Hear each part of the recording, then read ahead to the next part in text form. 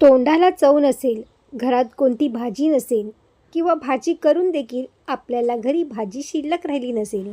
बऱ्याचदा असं होतं, टिफिनला दिल्यानंतर घरामध्ये भाजी शिल्लक राहत नाही. अशा वेळेला ना मी तर ही झटपट चटणी करते. अहो, भाजीची सुद्धा गरज लागत नाही, इतकी भारी बनते. तर त्यासाठी इथे मी 4 ते 5 टमॅटो कापून घेतलेले आहेत. त्यानंतर आपल्याला कोथिंबीर घ्यायची आहे. 10 ते 12 लसूण पाकळ्या घेतलेल्या आहे आणि इथे मी 7 ते 8 हिरव्या मिरच्या घेतलेल्या आहेत. ज्या तिखट असतात ना त्या घ्यायच्यात आपल्याला. त्यानंतर इथे मी अर्धा लिंबूसुद्धा घेतलेला आहे. त्यामुळे मस्त एकदम चटपटीची चव आपल्या चटणीला येते. आता मिक्सरच्या भांड्यामध्ये आपल्याला हे सगळं साहित्य वाटून घ्यायचं आहे. तुमच्याकडे जर खलबत्ता असेल ना तर ही चटणी ना अगदी भारी लागते. पण माझ्याकडे खलबत्ता नाही आहे, त्यामुळे मिक्सरमध्येच मी हे करून घेणार आहे.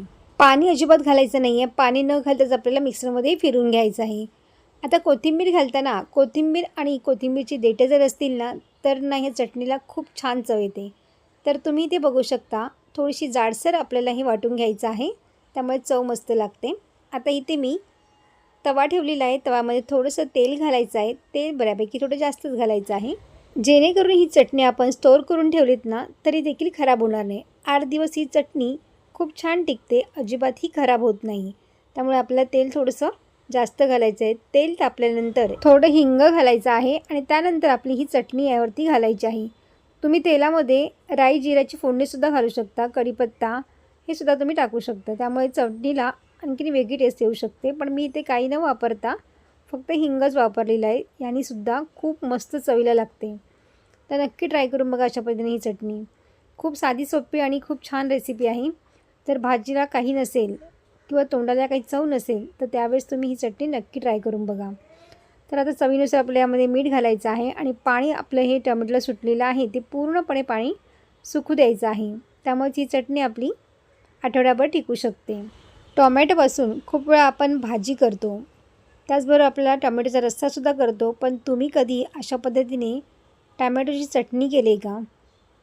आणि केली नसेल ना तर एक वेळ अशा पद्धतीने नक्की करून बघा. मस्त एकदम चटपटीत लागणारी ही चटणी खायलासुद्धा खूप छान लागते.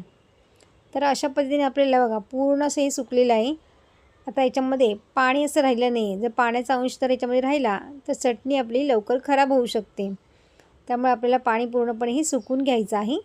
आता इथे आपल्याला पूर्ण ड्राय झाल्यानंतर हे मिश्रण ना थोडं ड्राय झाल्यावरती आपला गॅस बंद करायचा आहे आणि त्यानंतर इथे मी अर्धा लिंबू आपल्याला पिळून घालायचं आहे. पण गरम असताना किंवा गॅस चालू असताना आपल्याला लिंबू घालायचं नाही आहे. गॅस बंद करायचा आहे आधी आणि त्यानंतर आपल्याला अर्धा लिंबाचा रस याच्यामध्ये घालायचा आहे. जास्त जर तुम्हाला चटपटीत हवी असेल तर तुम्ही 1 लिंबाचा वापरसुद्धा इथे करू शकता. तर इथे साधारण मी 4 ते 5 घेतलेले आहेत टोमॅटो, त्यामुळे इथे मी अर्धा लिंबूच वापरलेला आहे.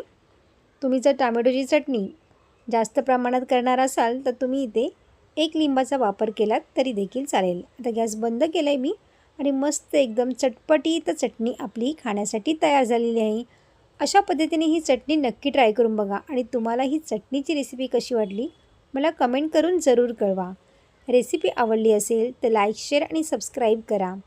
बाजूची बेल आयकॉन पण जरूर प्रेस करा, जेणेकरून जेव्हा पण मी नवीन व्हिडिओ अपलोड करेन त्याची सर्वात आधी नोटिफिकेशन तुम्हाला पाहायला मिळेल.